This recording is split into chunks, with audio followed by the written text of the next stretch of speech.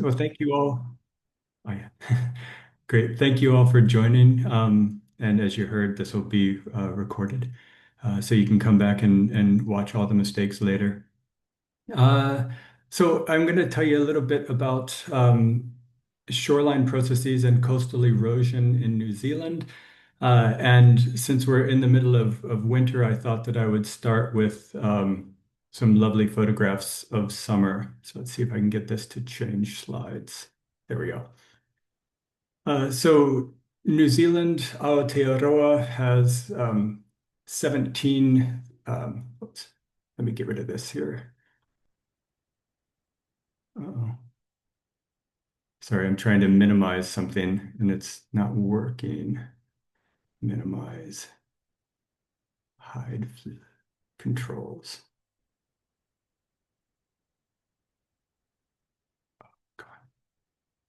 Okay, sorry. All right, now we've got it. So Aotearoa, New Zealand has 17,000 kilometers of coastline. So it's quite a long stretch. And about half of those coasts are rocky. So they have coastal cliffs in many cases, or just sort of rock cropping out at the coastline. And of those rocky coastlines, about half of, maybe, well, most of those have some sort of a shore platform. Many of them have really nicely developed near horizontal shore platforms, like you can see here on the Kaikoura Peninsula.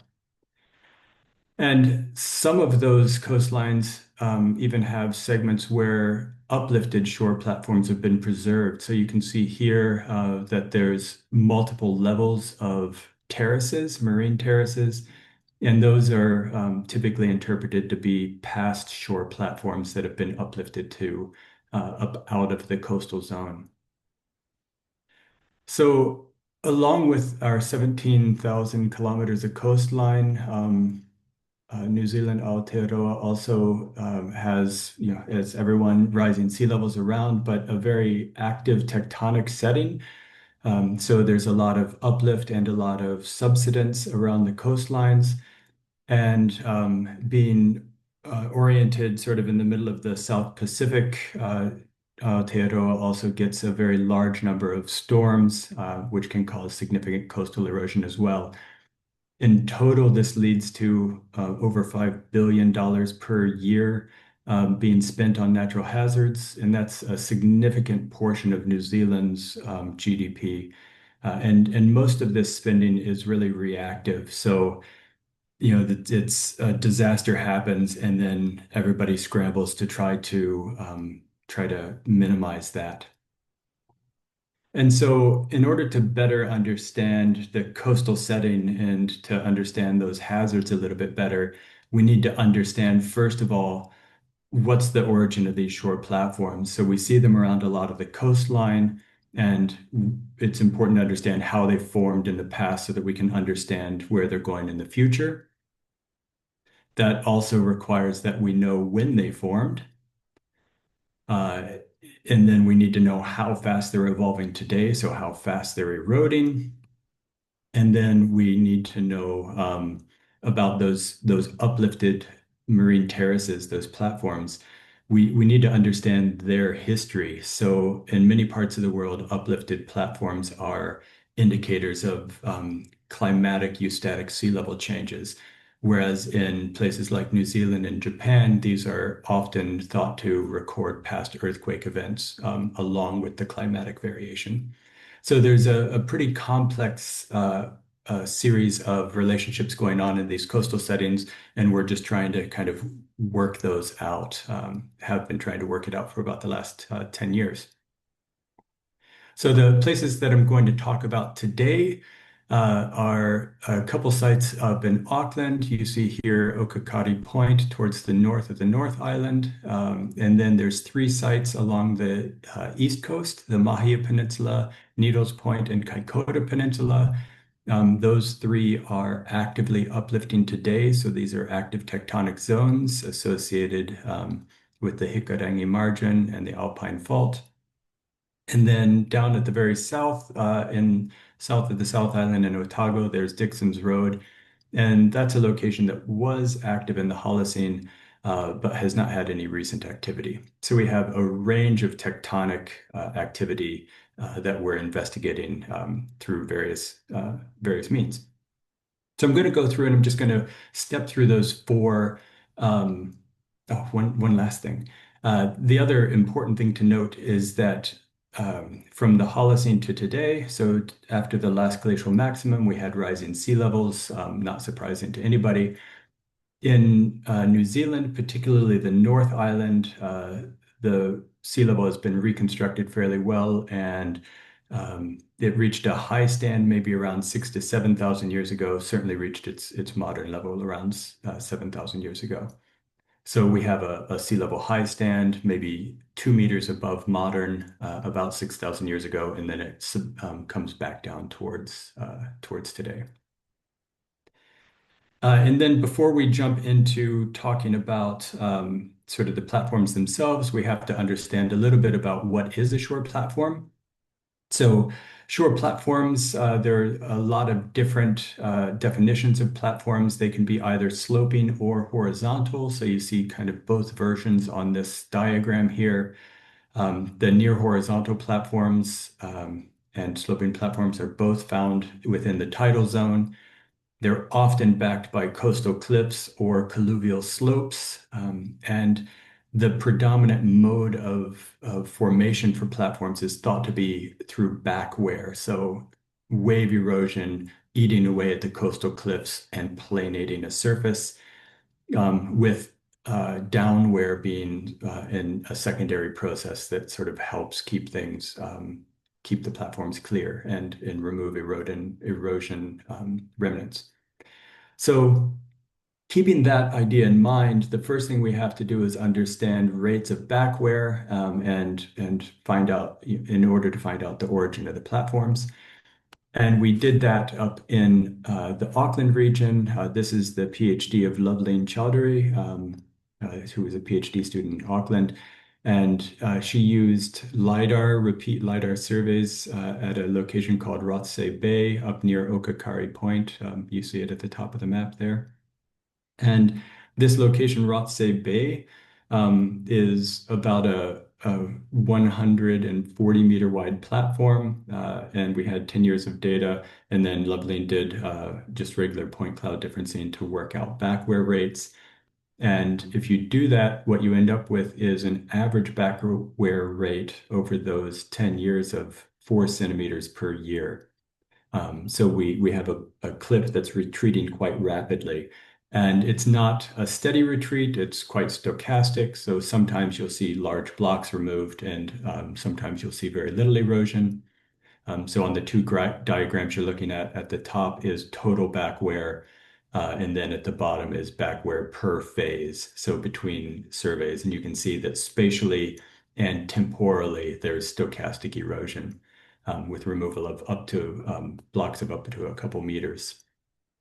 And you can see also in this image some of the problems that New Zealand faces. You know, there's a beautiful big house built right on top of the cliff, another couple seasons of 2 meters worth of back wear, and that house is in serious trouble. If you take that 4 centimeters per year and you stretch it across the entire Holocene, you can create up to more than a 200-meter wide platform at that rate. And so this creates a bit of a conundrum because we only have a 140-meter platform, but since the sea level high stand at this back wear rate, we could create a platform that's almost twice as big. So there's definitely an issue as far as the rates go. One potential solution to this could be that in New Zealand, not only is there changing sea level, there's also changing land movement. So I mentioned that New Zealand is a tectonically active location. Recently, the New Zealand Sea Rise Project went around and quantified current rates of vertical land movement around the country along the coast. And so vertical land movement is the movement of the land itself, irrespective of what sea level is doing. And if you look around the Auckland region, it's kind of the big blue area towards the top. And those blue areas are regions that are subsiding. So one potential explanation for why we have such rapid back wear in the last 10 years is that we have sea level rise and we have land subsidence. And so there's a lot more energy hitting that coast, hitting that cliff than would be during lower sea level rise stages. And we're going to come back to that a little bit later. So one thing we need to know, we only have 10 years of data here. And so it's quite important to understand whether those 10 years of data are fast, are they slow, are they average? In order to do that, we need to know the erosion rates through a much longer period of time. The other thing we need to know is how the entire platform itself is evolving. So I said you could create a 240-meter platform in that length of time, but if the coastal edge of that platform is also retreating, then it could be that you've created a 140-meter platform and the whole thing is in dynamic equilibrium, slowly eroding away. And the only way to distinguish between those two scenarios is to get long-term information about the timing of formation and the current erosion rate. And that brings me to really one of my main methodological tools, that's cosmogenic nuclides. Um, and and for those who aren't into geochemistry, don't worry, this is the only slide where I'm going to talk about methods. So cosmic rays are high energy particles from space, and these high energy particles, when they interact with materials at Earth's surface, they can spall atoms apart, so they can break nuclei apart, creating new atoms or new isotopes that are not normally found on Earth or are rare on Earth sometimes. So those new isotopes we call nuclides. They're produced from cosmic rays, hence cosmo. And so cosmogenic nuclides are just simply isotopes created from cosmic ray interactions. And one of my favorite images in this science is kind of playing down here on the bottom left. And that's a cloud chamber that's been installed at the Pic du Midi. And those little white lines you're seeing, those are all cosmic rays. So there's, these particles are everywhere. These are the things that are creating these isotopes. So if you look over on the right-hand side, what you'll see is a graph of concentration, so the number of atoms per gram of material on the y-axis and time on the x-axis. And as a rock or anything sits at Earth's surface, the longer it sits there, the more these isotopes build up because they're bombarded by more cosmic rays. And so through time, you get higher concentrations. And that's all great, but we also have one issue at Earth's surface, and that's that Earth's surface also erodes. And so we don't have zero erosion like the line shows here. We often have different erosion rates, faster erosion rates. And what happens at that point is you're always removing this sort of high concentration material from the surface, and pretty quickly the concentration of nuclides in Earth's surface reaches a secular equilibrium or an equilibrium value. And you're seeing that in the graph here as the time goes towards the right-hand side, as time increases, at some point the nuclide concentration no longer increases. It just becomes constant. And at that point, your cosmogenic nuclides are not telling you anything about the time anymore. They're now telling you something about the erosion rate. So depending on the time of formation and the overall erosion rates, cosmogenic nuclides are going to tell you about either when something was exposed to Earth's surface or how quickly it's eroding, or a combination of the two. All right, that was the quick aside. So when we look at how these things behave on platforms, there's sort of a plot on the left-hand side showing sort of the concentration profiles that you would expect from a sloping platform and a near horizontal platform. So in those two images, you can imagine that you're looking at a shore platform from the side. There's a cliff on the far left side. The ocean is on the right-hand side. And the dashed lines are the evolution of that platform through time. So you erode the cliff backwards, you increase the nuclide concentration first at the shoreline and then later towards the cliff as it slowly gets exposed. The difference between those two shapes is that on a sloping platform, you have the tides that play a much larger role. And so on the seaward edge, on that right-hand side of the sloped platform, the nuclide concentrations are lower because it spends a lot of time underwater. Whereas you don't have that as much on the near horizontal platforms. And so that seaward edge where we have the highest red, the red line's the concentration, where you have the highest values for the red line, that's showing you sort of the time of initiation for the platform. And then one last thing, if you look at the kind of slope of those lines, a steeper slope implies slower cliff line retreat, and a flatter slope implies faster retreat. So now we have kind of all the information we need to interpret cosmogenic nuclide concentrations across a platform from the seaward edge to the cliff side. All right, and if you apply that in the Auckland setting, so this is just around the corner from where those LiDAR surveys were taken, what you see on the bottom image is a bunch of concentrations. So the concentrations are the little yellow dots, OK 13, 11, 10, 6, 4, etc. And you can see that they broadly decrease from the seaward side on the right-hand side towards the cliff on the left-hand side. And that gray line is just the elevation, and the blue line is sea level. So we see that decreasing concentration towards the cliff, which implies that this platform is recording backwear of the cliff itself. And we can turn those concentrations into ages and look at it in a slightly different way. So the blue line now that you're looking at on the bottom is relative sea level. So that's relative to today. And you see the sea level high stand kind of between 4,000 years before present. It's a bit later in this part of New Zealand. And you can see that the concentrations then for OK 13 would imply an exposure age of about 6,000 years, for OK 11, about 4,000 years, etc. So this all works. All of the exposure ages are within that kind of Holocene period, but there's one strange thing going on here, and that's that the time difference between OK 13 and 11 that are out on the seaward edge of the platform versus the time between, say, OK 10 and 6 on the cliff side. They're more or less the exact same time frame, but we have much longer distances between OK 10 and OK 6 than we do between 11 and 13.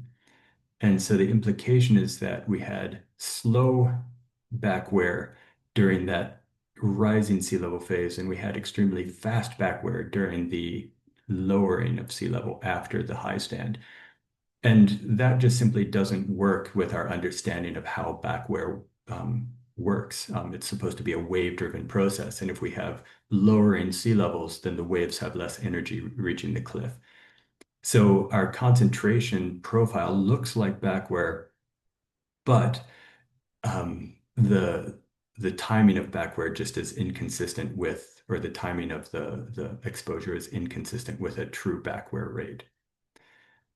So we thought about how this could behave, and if you assume that the cliff retreats during rising sea level, you could imagine here in this sequence of events between time periods 1 and 2 and 2 and 3, the first two plots there, you planate a large platform as sea levels are rising. And then from time period 3 to 4, when sea levels are falling, you're no longer retreating, but the platform itself goes from being a sloping platform to a horizontal platform. So you switch from backwear to downwear. And that sequence of events fits really nicely with the concentrations that we measured here up in the Auckland site.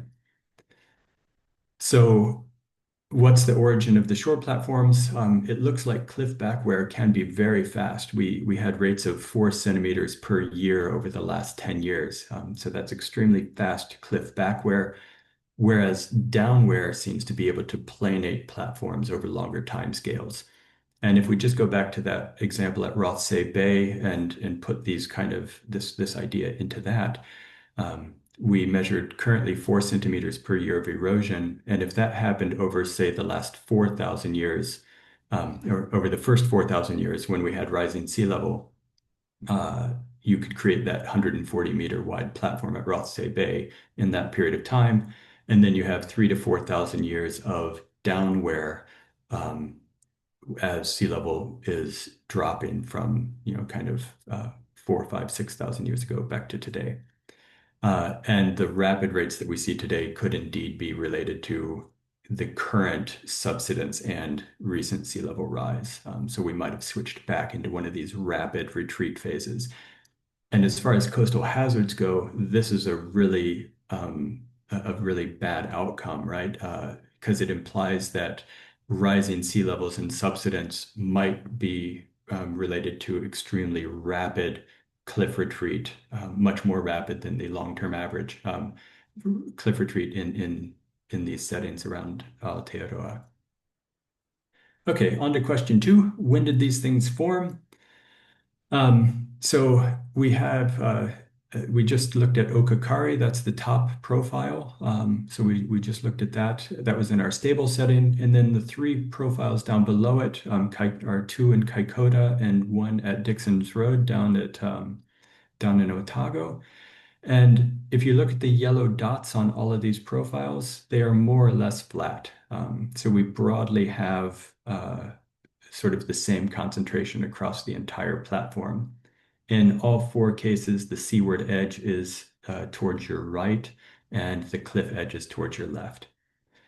All right, so it seems like our tectonically stable setting, Okakari, there's a bit of subsidence, but broadly it's tectonically stable, is quite different. It's behaving differently than our tectonically active settings. And now I'm going to come back to this plot of concentration versus time. So remember that as erosion rates increased, the system starts to approach these steady states, and faster erosion rates mean lower concentrations. So if I draw a line across this graph, like the yellow line you see at about 2,000 or 25,000 atoms per gram, that's either, say, about 5,000 years of exposure with no erosion, or it's about 6,000 years of exposure with 6 millimeters per year erosion, or it's about 10,000 years of erosion with 100 millimeters per 1,000 years of erosion. And I can turn that then into a plot for all of the data that we have that you just looked at on the previous slides. So what I've done here is I've taken those concentrations and I've replotted them in a erosion rate exposure age space. So the y-axis is the required erosion rate to create that concentration, and the x-axis is time. All right, and one important location to note is where the lines start to roll over, where they become horizontal. So where those lines are all horizontal, that's where you no longer have any time information. You have no idea when those platforms were formed. All you know is how fast they're eroding. And recall that our high stand was somewhere between 6,000 and 8,000 years ago, kind of put it here broadly where the blue line is. And so if you look at all of the data that we just had, the only location where we have platforms that are definitively pre-Holocene high stand is down in central Otago, the gray lines at that Dixon's Road site.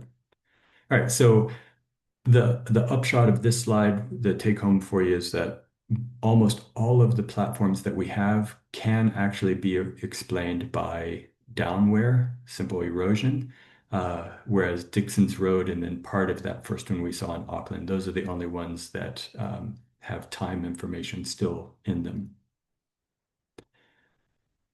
All right, so the eagle-eyed among you will have noticed that that last profile on Dixon's Road not only had yellow dots, but it also had green dots. And the green dots are the concentration of a different cosmogenic nuclide. So all the yellow dots were beryllium-10 and quartz. So that's kind of a long-lived isotope. whereas uh, carbon 14 is a very short-lived isotope. It has a short half-life, and so it decays quite quickly. There's a big benefit for that because it means that if I expose this platform during the last interglacial, when sea levels were, or the penultimate glaciation, when no, the last interglacial when sea levels were low, and then uh, yeah, glacial sea level go down, and then the last interglacial sea levels went back up. So if I planated it during the last interglacial and then buried it for a while during the glaciation, and then it got re-exposed during this interglacial, all the carbon 14 will have decayed away, and the only concentration that I should see here is a modern re-exposure. And so if you plot these up in fancy ways, one thing that you can see is that on the top image, carbon 14 versus 10 beryllium, on the y-axis plotted against 10 beryllium, all of these samples plot in what's called the burial zone. So it confirms that these sites this platform was indeed buried for a long period. It was not just simple erosion. And then the other thing that we can see is that the carbon 14 shows that kind of rapid decrease towards the cliff edge. And I won't go into it too much, but that's actually consistent with a downwearing that we saw at Okakari as well. All right, so we can summarize sort of when they formed as most of our platforms could have been formed during the Holocene, and what we're recording now are just erosion rates, whereas a couple platforms predate the Holocene. And then current platforms are really dominated by downwear, and that downwear might shift back to cliff retreat and backwear with rising sea levels. So now if we have a look at how fast these guys are eroding, this is a special location where there's 4 decades worth of microerosion meter data. So if you've never seen a microerosion meter, there's one shown on the bottom right-hand side. That's a small, essentially a small caliper that you set on top of bolts that are drilled into the platform, and there's a little dial, and you dial a pin until it hits the rock, and it tells you if you repeat that measurement time after time after time, it tells you the height of the rock below that brass plate. And so Wayne Stevenson has been doing, from Otago University, has been doing this for quite a while. And in general, what we see from these things is that there's about 1 millimeter per year of downwear erosion across the Kaikoura Peninsula, in this case, on the west coast or the east coast of the South Island. The one major criticism that many people have had about these microerosion meters through time is that they record a single point on the platform. So there's a small needle that hits the rock, and you get the erosion rate of that point. And the proponents of the method are, they do their best to mitigate against this by having multiple sites and multiple readings, and it works pretty well to average out the differences, but you're still looking at erosion on a single point. And so a while back, we had a PhD student, Jokatola Omiji, who looked at these microerosion meter sites, but used structure from motion. So took photographs with handheld SLR and used photogrammetry then to create multiple digital surface models, and then did point cloud differencing of those surface models. And what you see on the right-hand side is that broadly those the structure from motion rates are broadly similar to the microerosion rates. So I'll just kind of have you focus on the bottom image first, the bottom right, and so that's erosion rate on the y-axis.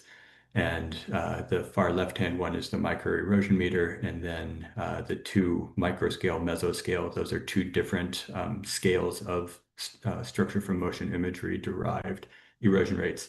And you can see that the bigger scales have faster erosion rates. The finer scales are broadly consistent with the microerosion meters. And then at the top, you can see that there are differences between lithologies as well, and we'll come back to that in a second. So one of the things that I thought was quite important for us to be able to do was take all these short-term measurements that we have. The structure from motion is that was done over, I think, 2.5 years. So that's a 2.5 year average. The microerosion meters have been done over 40 years, give or take. But that's still not a significant amount of time geologically. So we can go back to our cosmogenic nuclide data, which again, was telling us something about erosion as opposed to exposure age. And we can look at where those steady state rollovers are. So what is that steady state concentration that our data imply? And the concentrations implied by our data are they equate to erosion rates between 0.01 and zero point 0.2 centimeters per year, or 0.1 to 2 millimeters per year. And they're also dependent on lithology. So if we compare that back to the microerosion meters, which again were similar to structure from motion, what we see is that they're actually quite consistent. So the 10 beryllium derived erosion rates are really quite similar to those from the microerosion meter. And we also still have lithology dependence, but interestingly, it seems like if there is a dependence for the microerosion meters for the recent erosion, it's the opposite sense from the long-term average.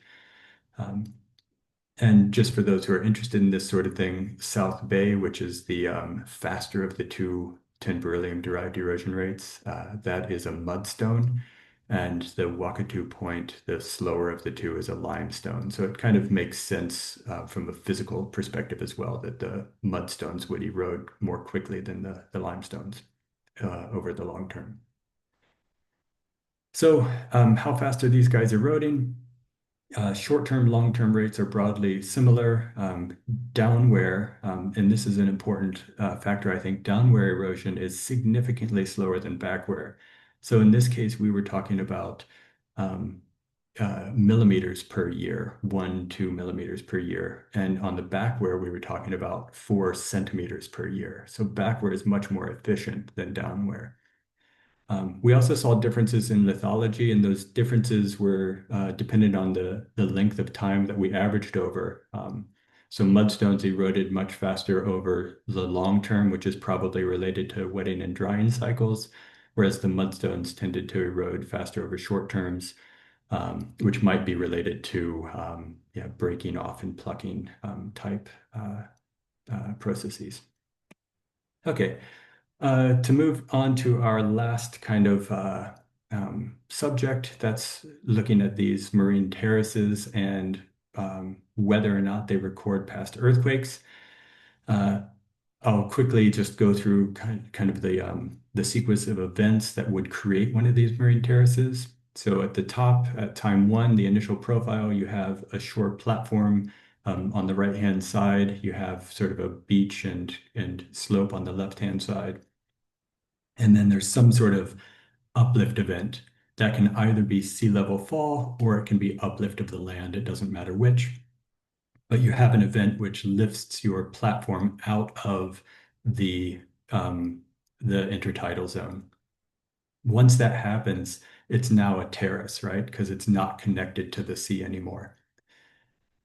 After you have that uplift, then you often will accumulate swamps, kind of organic material, and other colluvial material on the uplifted platform. And that historically has been used for radiocarbon dating and OSL dating of these uplifted terraces. And we'll come back to that a little bit later as well. But this is the general sequence of events. There was an earthquake in 2016 that some of you might know of. It's the Kaikota earthquake. This was a very large multi-fault strand rupture that one of the biggest earthquakes in New Zealand in the recent past. And you can see the fault line of it really nicely here at Papatea. So the fault is that big straight line going across the image just offshore. And you can see the platform there has been uplifted. So it used to be subtidal, now it's supertidal. In this location, the uplift was a few meters. At the Kaikoura Peninsula, the uplift was about 1 meter. So the plot that you're looking at here, the pink lines are the shore platform profiles before uplift, and the green lines are the shore platform profiles after uplift, all measured with GPS. So and then the zero line is sea level in all cases.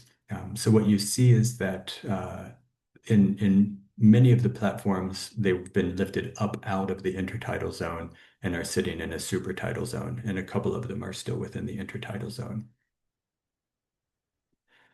Uh, what that looks like on the ground, you can see that some of these old platforms now have vegetation growing on them. They're starting to stabilize. And so we really are sort of looking at a case where we've seen the birth of a new platform. It was a terrace, now it's a marine platform.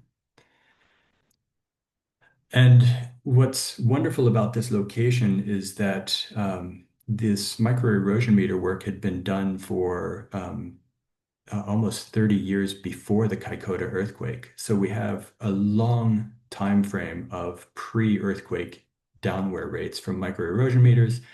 And then immediately following the earthquake, Wayne Stevenson and his team went back in and started doing the microerosion meter measurements again to get erosion rates after the uplift. And what we see is that there's a doubling of erosion rates really across the board.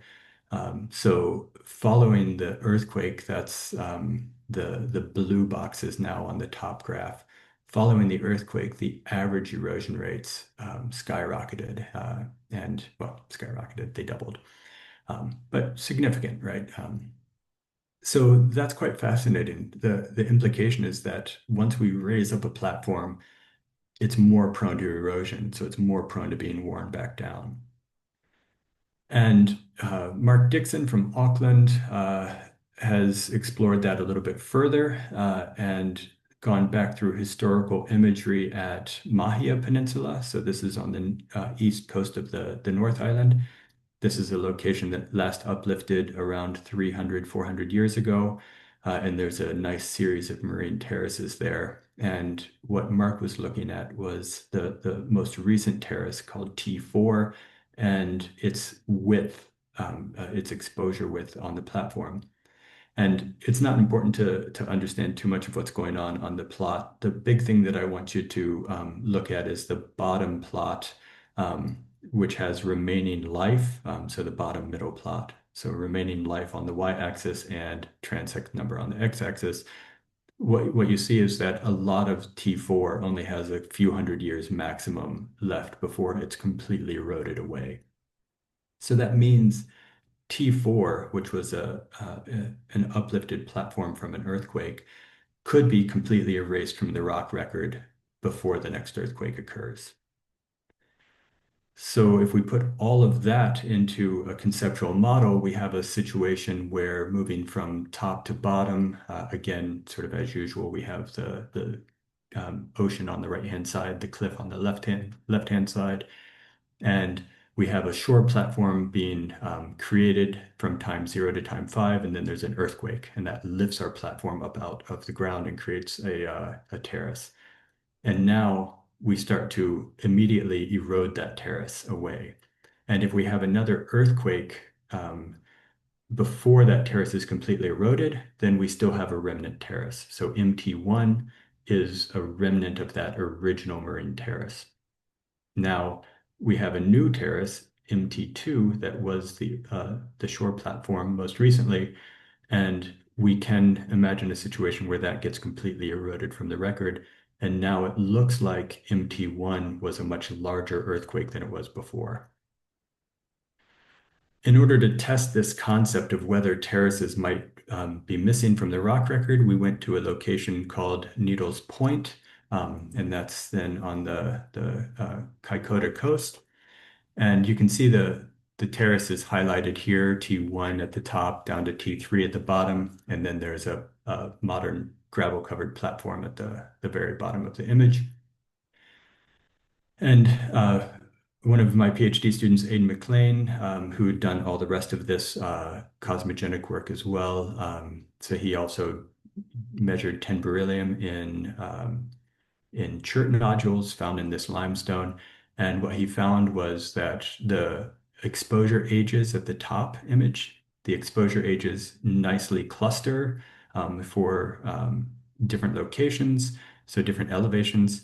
And if you plot that up on the bottom, that's just the elevation profile from the shore up onto the platforms. And you can see in the blue dots all of the concentrations. And then the red triangles are just where those were taken. So we can take those concentrations and plot them up by just simply stacking all of the ages together, all the ages together. And if you do that, you can see four nice clusters pop out, and those four clusters are indeed all at the same elevation. And so we're seeing clustering of ages on specific platform heights. And so we interpret this as the age that these platforms are exposed. So now we can compare that to all other records of earthquakes on the Kaikoura coast. So this is a somewhat complex graph here. On the y-axis is, first of all, a bunch of data points. So all those black dots are the times of earthquakes along the Kaikoura coast that have been measured from various studies with fault trenching or other marine terraces, things like that. The red squares with the kind of smudgy line going off of them, those are the average ages of the four platforms that were measured at Needles Point. And the red line that you're seeing is the cumulative probability of all of the black dots. And the brown line is the cumulative probability of all of the current cosmogenic nuclide ages. And what you get out of this image is that there's specifically right at the beginning, two big peaks from earthquake data that do not show up in our terrace record. So there's sort of the first peak is missing. We have the second peak in our data, and the third peak is missing. So at least two of the last three earthquakes that happened on the Kaikoura coast are not actually measured or not recorded at Needles Point. And one reason that this could be is that sort of if you look at models of how platforms erode through time, the graph on the left-hand side is from Hiro Matsumoto, who did his PhD in Auckland with Mark Dixon a few years back. And you can see from his model results that if you have 5 earthquakes, sometimes you preserve 5 terraces, sometimes you don't. And then on the left-hand side, you can see some model outputs from Duan Kum, who's a current PhD student, who I'll talk about his work in just a moment, showing 2 different scenarios, which he terms kind of the escape scenario and the no escape scenario. And at the bottom, you've got the no escape scenario. So that's where downwear of the platform is so efficient that you never get the platform getting preserved at higher elevations. Whereas the top image is showing you an escape scenario where downwear erosion is not sufficient to planate the surface again and again after smaller uplifts. And so we get a scenario where the platform gets preserved at a higher elevation. So to summarize all of that, do uplifted platforms record past earthquakes? Yes, yeah, they do seem to, but they do seem to be unreliable witnesses. Terrace removal seems to be a common thing around Aotearoa, New Zealand. And so if you're taking the ages of these marine terraces and turning them directly into earthquake inventories, you're going to be missing some earthquakes, and you're going to be interpreting earthquakes as having been larger magnitude than they really were. And that has implications for hazard analysis and all of that. So to conclude kind of that whole thing, shore platforms in Aotearoa, New Zealand formed through combined backwear and downwear. Backwear seems to be the process that starts everything off. Downwear tends to be what happens once we have steady or dropping sea levels. And the processes tend to change with sea level, like I just said. And most of the platforms around New Zealand can be explained by Holocene erosion. And that came as a bit of a shock to a lot of people who didn't think that you could create a couple hundred meters wide shore platform within the last, kind of 8,000 years that we had sea level roughly around modern heights. And then lastly, marine terraces can be erased from the landscape. So we should definitely use caution when we're using marine records to determine recurrence intervals and intensities. All right, so after that, just one quick or two quick slides. I just want to promote kind of the next step. So this is now work from Luca Malatesta and Sumiko Tsukamoto at uh, GFZ and LIAG, and then also here at Uni Tübingen. And I want to highlight two PhDs here. One is Viviana Bonreis, who's doing OSL dating of marine terraces around Japan. So Luca Malatesta here had recently published this lovely paper on the Sado and Noto regions, so Sado Island and Noto Peninsula on the west coast of Japan, and really was looking at sort of the marine isotope stage 5 and older terraces and how these things can record deformation along that coast. What Viviane is doing is providing some of the first uh, um, uh,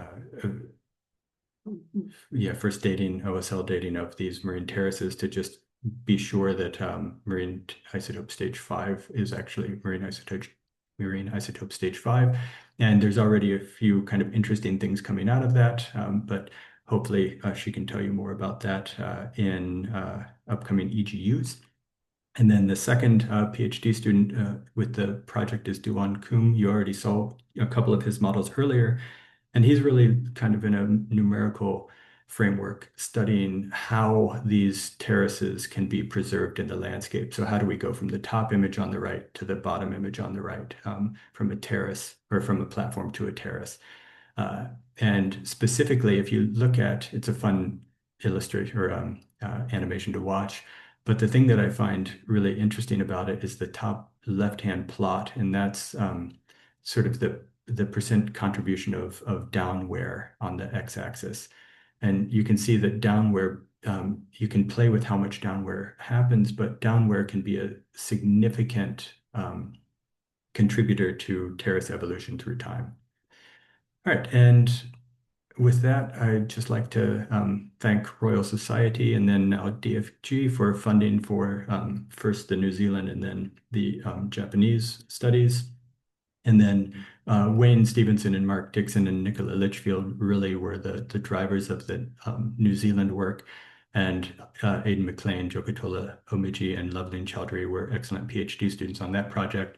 DFG, Luca Malatesta and Sumiko Tsukamoto are heading that project, and Viviana and Duwan are currently working on their PhDs on it. And with that, I am finished. Thank you.